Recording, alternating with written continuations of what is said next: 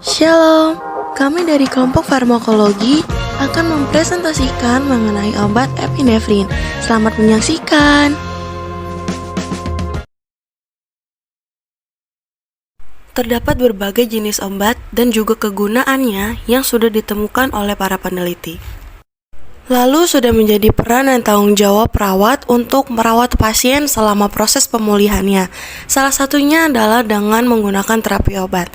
Perawat perlu mengetahui berbagai jenis dan juga manfaat dari obat tersebut. Maka dari itu, kelompok kami akan mempresentasikan mengenai obat epinefrin.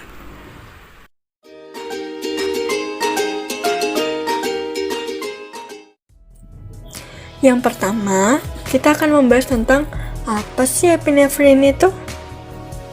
Epinefrin merupakan obat yang digunakan untuk mengatasi shock anafilaktik yang terjadi akibat reaksi alergi berat. Selain itu, epinefrin juga dapat digunakan untuk tindakan RCP atau resusitasi jantung paru. Setelah mengetahui tentang obat epinefrin itu apa, kita akan mempelajari tentang apa nama paten dan nama generik dari obat epinefrin. Baik, selanjutnya saya akan menyebutkan nama paten dan juga nama generik dari obat epinefrin. Yang pertama adalah nama paten, yaitu epinefrin, Vinep, Inacaine, Lidocaine Compatasium, dan juga Silestesin A. Lalu yang terakhir adalah nama generik dari obat epinefrin, yaitu PH-Caine. Setiap obat memiliki sediaannya masing-masing. Begitu juga dengan epinefrin. Di sini akan dibahas tentang apa sediaan obat epinefrin. Obat epinefrin tersedia dalam bentuk ampul. Selain memiliki sediaan, obat juga mempunyai golongan dan klasifikasi obat. Di sini kami akan membahas tentang golongan dan klasifikasi obat epinefrin. Obat epinefrin termasuk golongan obat keras yang diperoleh dari resep dokter. Kemudian klasifikasi obat epinefrin yaitu obat untuk gangguan obstruktif pulmoner atau sistem pernafasan, simpatomimetik bronchodilators.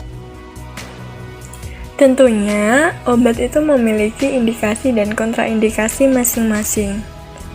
Di sini kami akan membahas bagaimana sih indikasi dan kontraindikasi dari obat epinefrin. Indikasi obat epinefrin terdiri dari dyspnea akibat bronkospasme, asma akut, shock anafilaktik dan kardiogenik, meningkatkan duration of action pada anestesi lokal, glaukoma sudut terbuka, dan henti jantung untuk resusitasi jantung paru. Kemudian, kontraindikasi obat epinefrin terdiri dari yang pertama aritmia, kedua hipotiroidisme, ketiga penyakit jantung, keempat hipertensi, kelima angina pectoris. Baik, setelah mempelajari tentang indikasi dan kontraindikasi, kita juga harus mengetahui apa sih efek samping dari obat epinefrin. Baik, adapun efek sampingnya yang pertama, ansietas, tremor, takikardi, sakit kepala, ekstremitas dingin, aritmia, pendarahan otak, edema paru, mual dan muntah, berkeringat, letih, dan hipoglikemia. Baik teman-teman, ketika kita mempelajari tentang obat, kita juga tidak boleh lupa untuk mempelajari tentang farmakodinamik.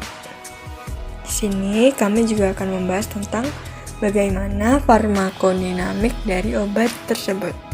Farmakodinamik obat epinefrin terdiri dari 4. Yang pertama, efek kardiovaskular.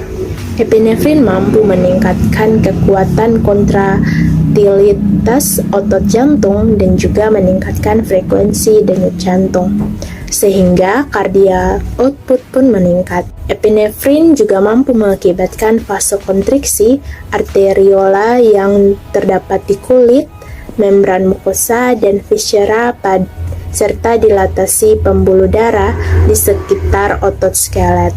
Akibatnya, terjadi peningkatan tekanan sistolik dan juga penurunan diastolik. Yang kedua yaitu efek respiratori. Epinefrin menyebabkan bronkodilatasi dengan berkaitan langsung dengan reseptor beta 2, sehingga mampu menanggulangi keadaan dyspnea pada serangan asma akut dan meningkatkan volume tidal pernafasan. Efek ini juga mampu menanggulangi bronkokonstriksi akibat stimulasi histamin maupun dalam kasus shock anafilaktik. Yang ketiga, lipolisis.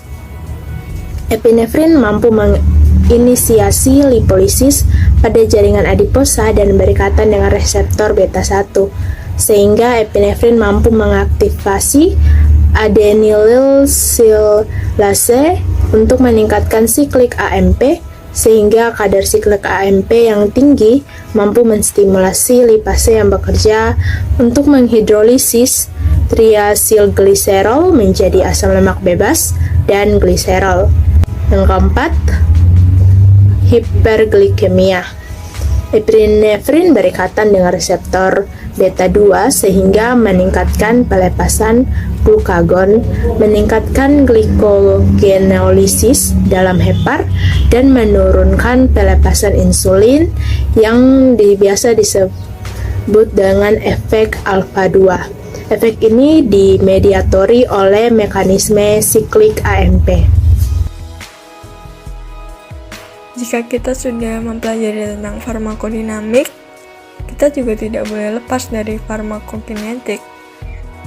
Nah, di sini akan dijelaskan bagaimana sih farmakokinetik dari obat epinefrin. Pada pemberian secara oral, ini tidak efektif karena epinefrin tidak dapat mencapai dosis terapi karena dirusak oleh enzim katekolamin ometiltransferase dan monoamin oksidase yang banyak terdapat pada dinding usus dan juga hati.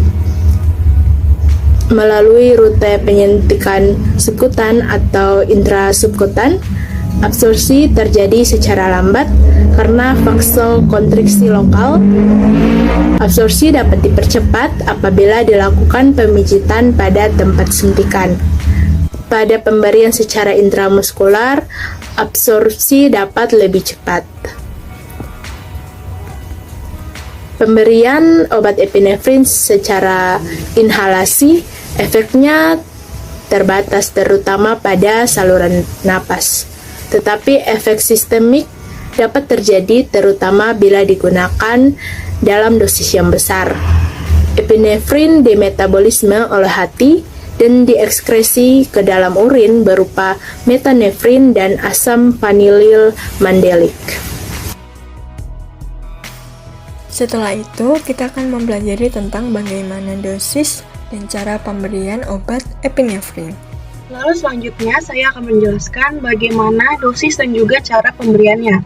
Yang pertama adalah shock anafilaksis intramuskular. Diberikan dengan cara disuntikan ke dalam otot. Untuk dosisnya sendiri, untuk usia dewasa, yaitu 500 mikrogram atau setara dengan 0,5 mili yang diberikan secara berulang setiap 5 menit sekali hingga ditemukan atau terjadi perubahan atau perbaikan pada pasien tersebut. Lalu untuk usia anak-anak diberikan tergantung terhadap usia dan juga berat badan anak tersebut. Dosis yang diberikan biasanya adalah 10 mikrogram per kilogram berat badan anak. Selanjutnya adalah shock anafilaksis yang diberikan secara intravena. Untuk dosisnya sendiri pada usia dewasa adalah 0,5 mg, yaitu 5 mili larutan dengan perbandingan 1 berbanding 10.000, yang diberikan secara lambat 100 mikrogram per menit, sehingga ketika pemberian tercapai hentikan pemberian. Lalu untuk usia anak yaitu 10 mikrogram per kilogram berat badan. yang diberikan secara auto-injektor, yang dosisnya didasarkan pada berat badan dengan klasifikasi 15-30 kg diberikan 150 mikrogram, dan untuk berat badan di atas 30 kg diberikan sebanyak 300 mikrogram. Lalu untuk bagian terakhir adalah asma akut. Pada bagian ini, cara pemberiannya sesuai dengan kategori umur. Yang pertama contohnya adalah untuk umur atau usia dewasa. Dosis yang diberikan adalah 0,3 sampai 0,5 ml atau dosis itu setara dengan 300 sampai 500 mikrogram yang dapat diberikan melalui injeksi intramuskular atau seputan. Lalu untuk usia anak dapat diberikan dosis 0,01 ml per kilogram berat badan atau dosisnya setara dengan 10 mikrogram per kilogram berat badan. Dan dosis yang diberikan maksimal adalah 0,5 ml atau setara dengan 500 mikrogram. Dan dosis dapat diberikan melalui injeksi intramuskular atau seputan. Teman-teman, tentunya ada pertimbangan keperawatan dalam memberikan obat kepada pasien. Nah, di sini juga akan dibahas tentang apa sih pertimbangan keperawatan tentang obat epinefrin ini. Obat epinefrin merupakan klasifikasi obat keras dan hanya diperoleh dari resep dokter. Hal ini perlu pertimbangan keperawatan dalam pemberiannya agar mencegah terjadinya penyalahgunaan obat pada pasien. Perlu pertimbangan saat pemberian kepada pasien, jalur yang benar dan dosis yang tepat. Obat ini memiliki banyak efek samping dan dapat mempengaruhi kesehatan apabila digunakan secara tidak teratur tanpa resep dokter. Setelah membahas tentang pertimbangan keperawatan obat tersebut, bagaimana sih dengan indeks keamanan kehamilan obat tersebut? Berdasarkan kriteria keamanan obat bagi ibu hamil oleh FDA atau Food and Drug Administration sebagai pedoman memberi obat pada ibu hamil, kategori obat dibagi menjadi 5 bagian, yaitu kategori A, B, C, D, dan E. Obat epinefrin berada pada golongan ketiga atau kategori C, di mana golongan obat ini dapat digunakan jika manfaatnya lebih besar ketimbang risiko yang mungkin akan terjadi pada janin. Alasan terbesarnya karena jenis obat ini belum ada studi kontrol. Selanjutnya akan dibahas tentang pencegahan khusus pada obat ini. Pada pasien hipertensi, saat akan memberikan obat ini, maka harus dilakukan monitor tekanan darah secara ketat. Hal ini merupakan tindakan pencegahan khusus pada pasien hipertensi. Kemudian yang menjadi perhatian khusus untuk pasien dengan diabetes mellitus ataupun hipertiroid, sebaiknya untuk menghindari obat epinefrin ini. Kemudian, untuk pasien dengan penyakit paru seperti asma dan emfisema, sebaiknya juga menghindari pemakaian obat ini, karena dapat menyebabkan edema paru. Baik, jadi pembahasan kami sudah selesai. Berikut referensi yang kami gunakan dalam mengerjakan presentasi ini. Terima kasih, Tuhan Yesus memberkati.